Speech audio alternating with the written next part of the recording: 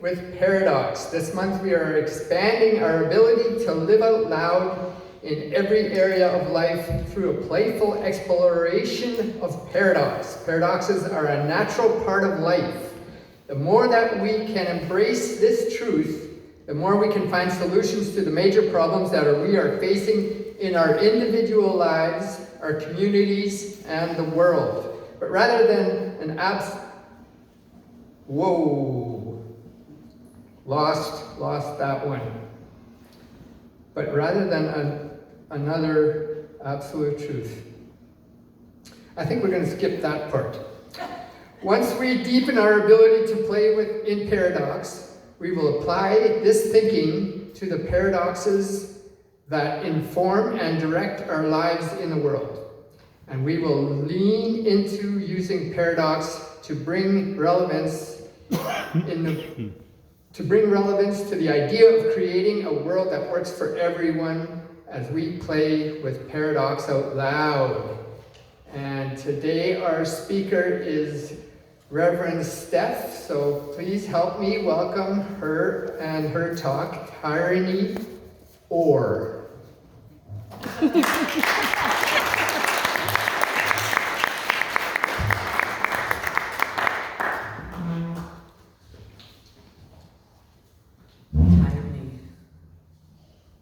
Of the or. But I would call it this or something better. Right? First though, we missed an announcement. Deck the halls with Wes Cron on November, what is it, 24th? 26th? Yeah, we're gonna decorate, getting ready for Christmas. Oh, yes, 24th, there we go. 26. 24th is a Friday. Oh, is it? Yeah. Oh, well, that's on me. Yeah. Fake news, everybody!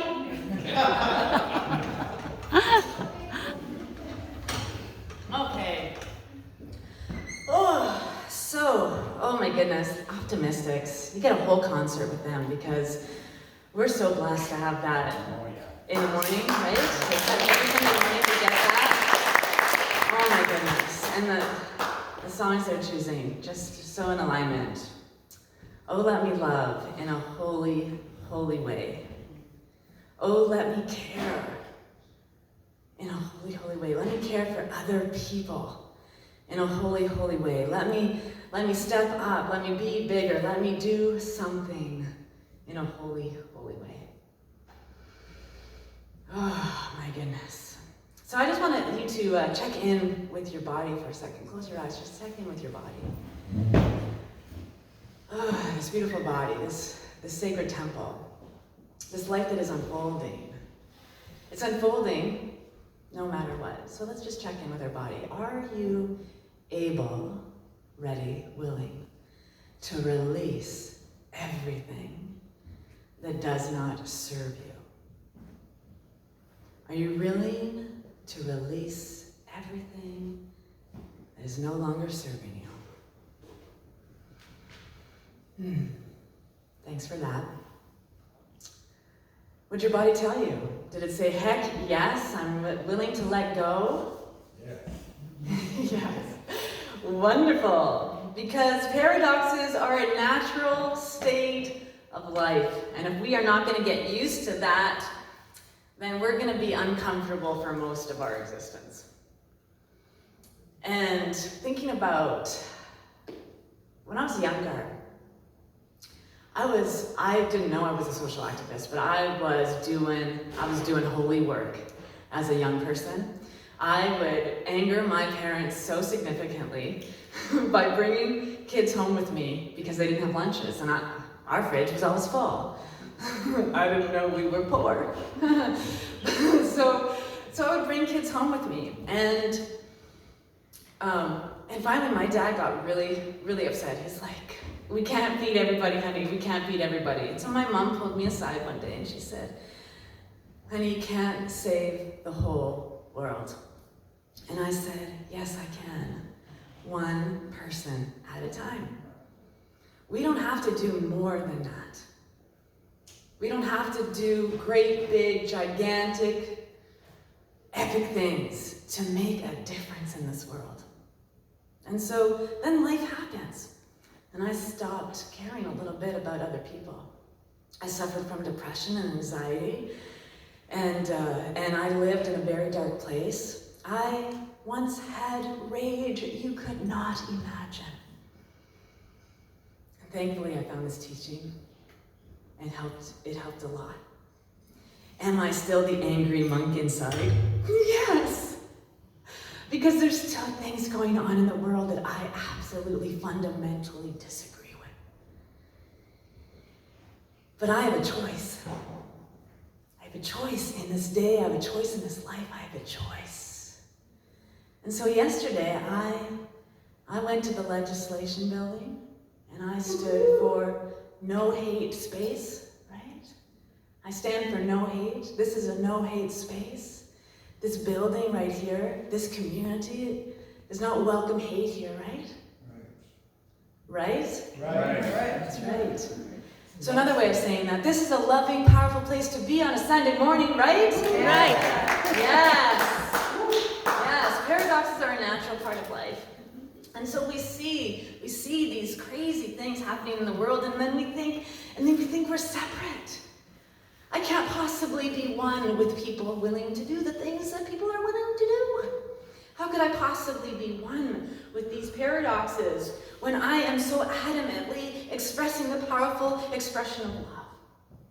And when we deepen our understanding of oneness, when we deepen our understanding of love and unconditional acceptance of our own being, of our own wholeness, it is powerful presence. It is a rippling effect that goes out into the world to expand in an ever greater way, and we can break down walls, we can break down barriers, we can move mountains.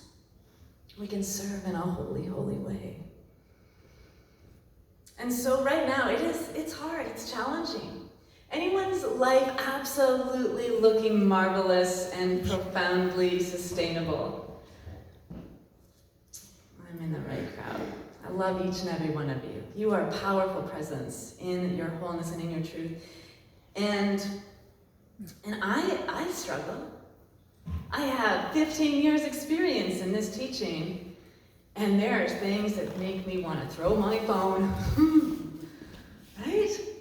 And so that's a part of life. We are living in this expression that is always creating, always expanding, and so we are the powerful presence.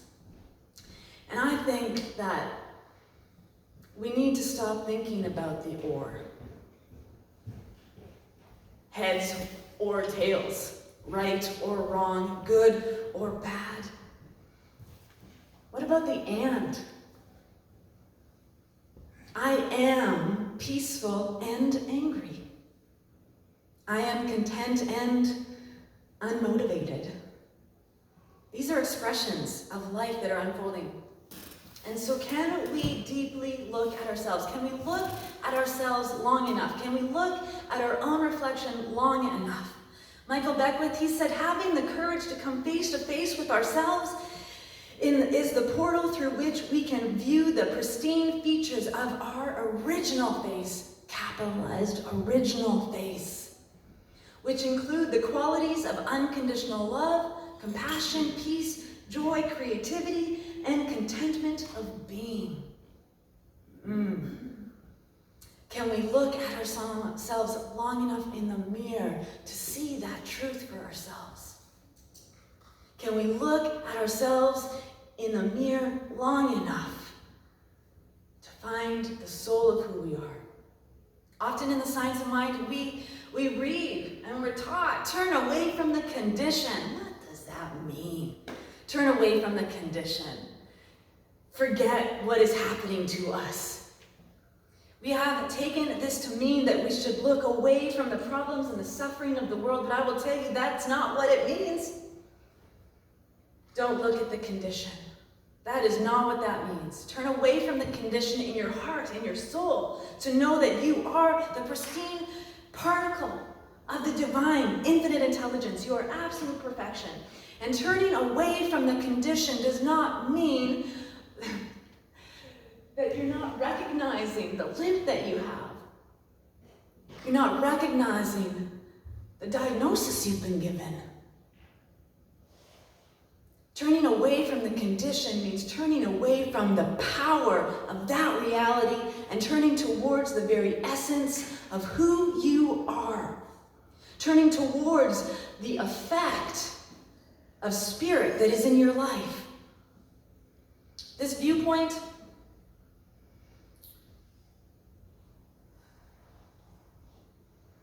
is not that we can turn away from suffering, but to recognize that there is suffering and that we have the power within us. We have the capacity within us.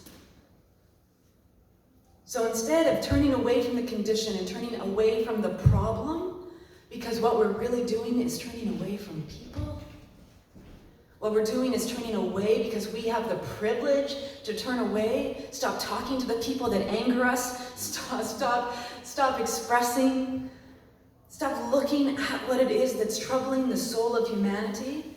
Oh, we are privileged people who can just simply turn away from the condition and walk away. But we are here to love and to be loved. We are here to be a loving presence. And so let's use our privilege of turning into that which the divine has created within us. Turn towards the condition and deny the power of its reality and turn towards the source of the divine that is within each and every one of us. Ernest Holmes wrote, in Love and Law, he wrote, evil is not the evidence of good, evil is not the absence of good. It is not the lack of good. It is not the inverted good. It is not turned wrong side out. Evil is simply the absence of the recognition on the part of the individual of perfection. It is the absence of the recognition on the part of the individual of perfection. Don't do anything with it. Let it alone, and it will swallow itself up. Anything that is unlike good or God cannot exist very long. Cannot exist very long. And so if the whole world turned towards love, and we let all the other stuff away, all the stuff we've got built up inside of us, all the domestication and indoctrination of that which is society's norms, if we set it down and we find the reality of our own being, which is God is love, I am that, I do what love calls me to do. Everything else would disappear. Love is the answer. Love is the only answer. Love is the answer. Love is the only answer. So when we turn away from the condition, when we let go of our conscious recognition of evil and bad, we are dissolving our belief in separation, and we can turn wholly into oneness. And this teaching, the science of mind and spirit, has been giving us a tool to be able to use to know a deeper truth for ourselves, to train us in the art and in the science of spiritual mind treatment and affirmative prayer to know a greater truth for ourselves. Take a class. We can use the power of our mind to not only look away from form, but to transform it. We can transform every aspect in our life, and we can transform every aspect in the world that is not working for us and not working for this community. Ernest Holmes, he wrote, you're gonna know that Ernie's one of my favorite peeps in the whole world. He said, "Behold, I make all things new." He was, of course, quoting the Bible there. "Behold, I make all things new.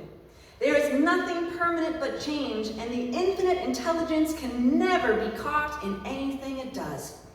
What it does expresses its being at that particular time. Tomorrow it may do it an entirely different way, but always in accord with its fundamental harmony. We cannot use anything else but the divine intelligence to create. We are its creation. So in the world today, it looks like the world has fallen apart. And do you know what happens when things fall apart? It is a beautiful opportunity. It is a beautiful opportunity when things fall apart to put things back together even better than they were when you left them. When things fall apart, when you get backed into a corner, when you fall to pieces, you are in the perfect moment of your life. That is the moment of power and change and truth. That is a glorious moment. My mom used to say, honey, you paint yourself so far into a corner. You have nothing but to do but to explode out of it. When we hit rock bottom, when we get pushed into the corner, it is the best opportunity we have to realize we are enough to do something different. Every great change I ever made in my life, it was because I looked like this.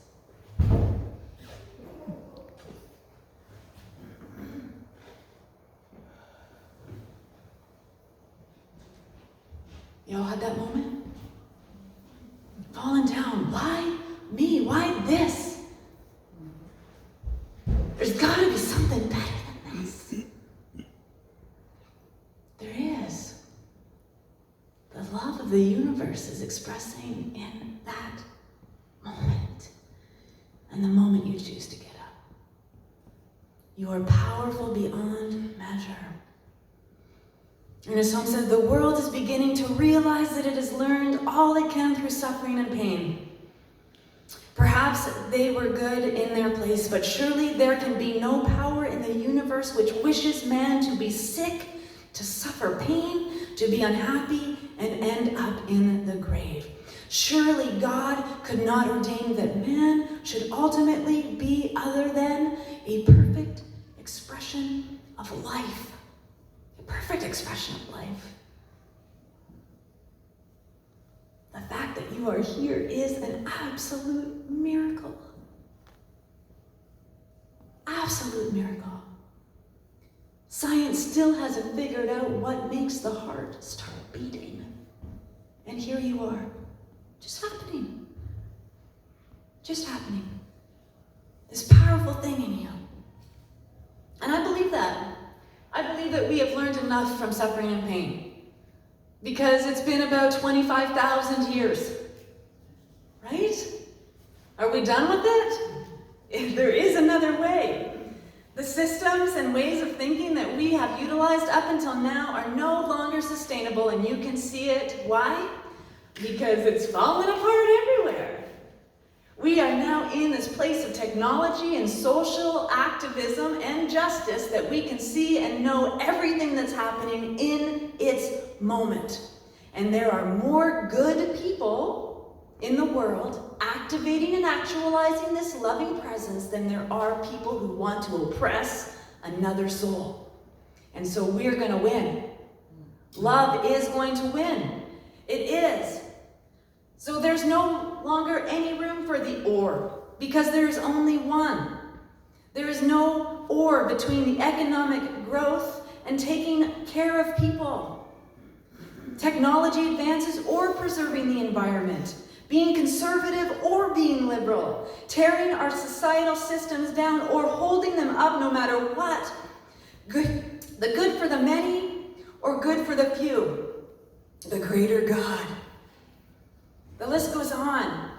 The or is now irrelevant because we are in a powerful place of moving forward to recognize and know that we are one people, one human expressing one life.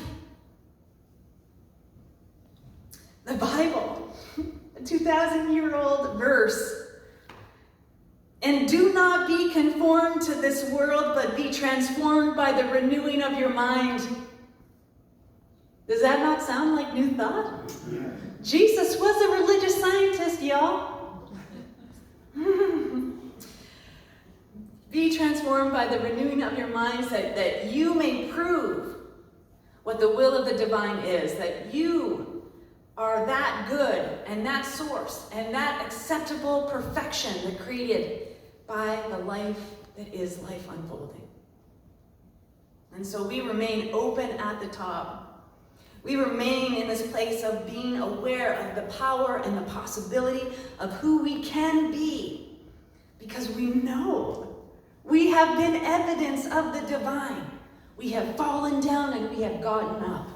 And that is the powerful expression of spirit unfolding in every single time we do that. So, again, referencing this third way, it's this or that. No. There is a third way.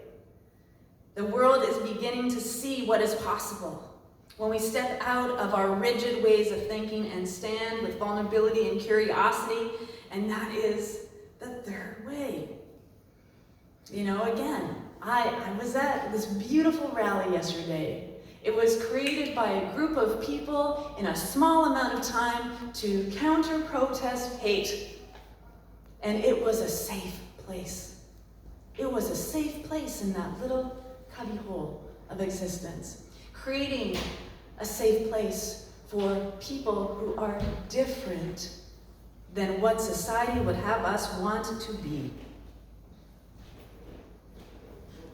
So the Bible again, I'm just like loving the Bible today. How can you say to your brother, brother, let me take out the speck that is in your eye, when you yourself do not see the log that is in your own eye? You hypocrite. First take the log out of your own eye, and then you will see clearly to take out the speck that is in your brother's eye. So being in that place of recognition, being in that place of knowingness that the true divine substance, the true expression of love, the true wholeness of who you are is renewing yourself, renewing your expression, tapping in, renewing your mind, finding your peace, finding your love, and allowing that to build up in your life so that you are an example. You are the evidence of the divine unfolding. You are the perfect evidence of the divine unfolding. So are we willing to let go of what has always been? Are we willing to embrace the pain of vulnerability and uncertainty and release the idea that pain and suffering always go hand in hand? This journey from the polarity to the other, which is the third way, and knowing there is no or, there is no other. Are you willing to do that in your life? Checking in with yourself.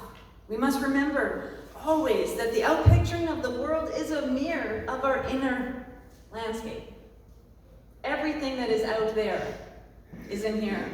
Why is there war in this world? Because I am angry all the time. Why is there love and preciousness? Because I am love and precious. So how do we step into that boldness of who we are? Soren Kierkegaard, he said, life can only be understood backwards, but it must be lived forwards. Life is not a problem to be solved, but a reality to be experienced. To dare is to lose one's footing momentarily. Can we live in the paradox? Can we live with our footing on the skinny branches and trust that the divine is everywhere? And if we fall off the skinny branches, something is there to catch us that is this or something even better. Something even better. The power and the presence is expressing itself through everything that you are. Arthur Schopenhauer, a German philosopher in the 19th century, said opposites throw light upon each other. So let's go out this week and throw light upon each other. Thanks for listening.